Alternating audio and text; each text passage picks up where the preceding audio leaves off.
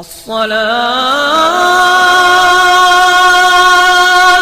خير من النوم.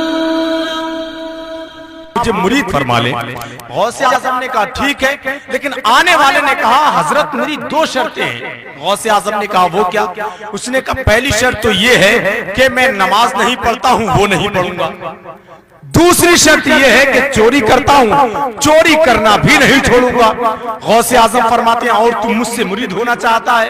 کہا ہاں مرید آپ سے ہی ہونا ہے اور آپ کو ہی کرنا ہے، کہیں اور جانا بھی نہیں ہے. غوث اعظم نے ہاتھ اٹھائے اور کہا مولا اس کو نماز کی توفیق عطا فرما، چوری سے بچنے کی توفیق عطا فرما. غوث اعظم فرماتے ہیں ایک شرط میری ہے. اس نے کہا سرکار دو شرطیں آپ مانتے ہیں، ایک میں مان لوں گا. غوث اعظم فرماتے ہیں جہاں اذان کا وقت ہوگا وہاں تجھے اذان پڑھنی ہوگی. کہا ٹھیک ہے، یہ کتنی بڑی بات ہے. مرید کیا، کرنے کے بعد گھر پر گیا، گھر پر جانے کے بعد اذان پڑھتا. ظہر کا وقت ہوتا اذان پڑھتا، عصر کا وقت ہوتا اذان پڑھتا. ایک دن ہو گیا، دو دن ہو گئے، تین دن ہو گئے. اس کی بیوی نے کہا چوری وغیرہ کرنے جاتے تھے، کیا ہوا؟ سارا گھر کا مال ختم ہو گیا. یہ کون سا کام اپنا لیا ہے تم نے؟ نہ مسجد جاتے نہ گھر میں نماز پڑھتے، اذان پر اذان دیے جا رہے. تو اس نے کہا کیا بتاؤں، میرے شیخ نے ایسے کام پر مجھے لگایا ہے کہ چوری کا ٹائم ہی نہیں مل پا رہا. انہوں نے دو شرطیں میری مانی ہے، اب مجھے ایک تو ماننی ہی پڑے گی، ہے نہیں؟ تو ایسا کام ہے یہ اذان کا کیا ہے اور مجھے ماننا ہے، لیکن چوری کرنے نکلتا ہوں دیکھتا ہوں کہ اذان کا وقت ہو جاتا ہے. غوث اعظم نے کہا ہے کہ یہ شرط ماننی ہے، جہاں اذان کا وقت ہو جائے وہیں اذان پڑھنی ہے. اس کی بیوی نے کہا کچھ تو کرنا ہوگا. بولا ٹھیک ہے ٹائم نکالتا ہوں. رات کی تاریکی میں بغداد شریف میں جو سب سے امیر تھا اس کے گھر پر دیوار ٹوٹ کر پہنچتا ہے اور وہیں پہنچتا ہے جہاں خزانہ رکھا ہوا.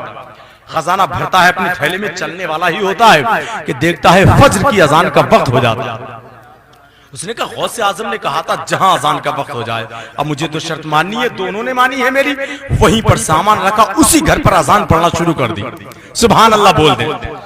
گھر کے لوگوں نے اپنے گھر میں اذان کی آواز سنی تو خوشی میں اچھل پڑے، بولے اٹھو آج گھر میں لگتا ہے اللہ کا ولی داخل ہو گیا. بول دیں سبحان اللہ. بولے لگتا ہے آج گھر میں اللہ کا ولی داخل ہو گیا.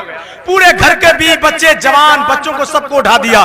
بولے اٹھو آج قسمت کا ستارہ چمک گیا ہے، آج گھر میں اللہ کا ولی اور اس کے پیچھے نماز پڑھنے کا موقع ہمیں ملے گا. گھر کے لوگ وضو بنا کر فارغ ہوئے، وہ اذان پڑھ کر فارغ ہوا. کیا دیکھتا ہے چاروں طرف بھیڑ لگی ہوئی. اب دیکھا تو گھبرا گیا. بولا آج غوث اعظم نے مجھے پھنسا دیا، آج میں پھنس گیا، بچنے والا ہوں نہیں. گھر کے لوگ بولے حضرت سنتیں ادا کر لیجئے، آپ کو نماز پڑھانا. اتنا سنا تو جان میں جان آئی، فوراً سنتوں کی نیت باندھ لی اس نے. اور باندھنے کے بعد جیسے ہی سنتیں پڑھ کر فارغ ہوا تو کیا دیکھتا ہے اس کے پیچھے دو صفیں لگی ہوئی ہیں. اللہ اکبر.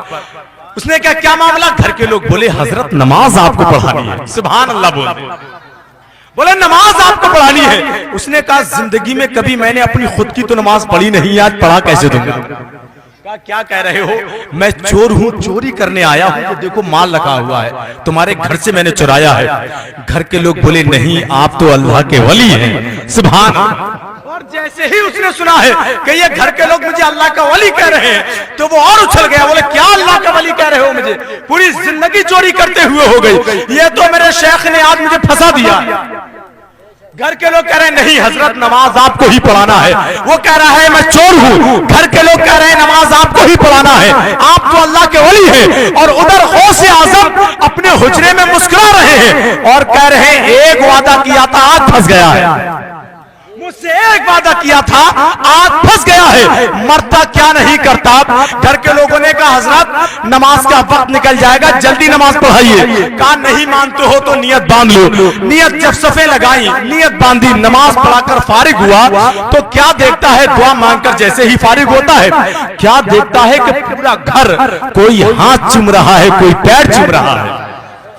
زندہ ہے تو اپنے زندہ ہونے کا ثبوت سبحان اللہ کہہ کر دیجیے. تو آنے والا جملہ جو چور نے کہا تھا اس کو سن کر نعرہ لگانے والے نعرہ لگائیں گے، سبحان اللہ کہنے والے سبحان اللہ کہیں گے. کوئی ہاتھ چوم رہا تھا، کوئی پیر چوم رہا تھا اور وہ کہہ رہا تھا واہ غوث اعظم، واہ غوث اعظم، زندگی میں ایک وقت کی نماز میں نے پڑھی ہے تو پورا گھر میرے ہاتھ اور پیر چوم رہا ہے. اگر پانچوں وقت کی نماز پڑھنے لگا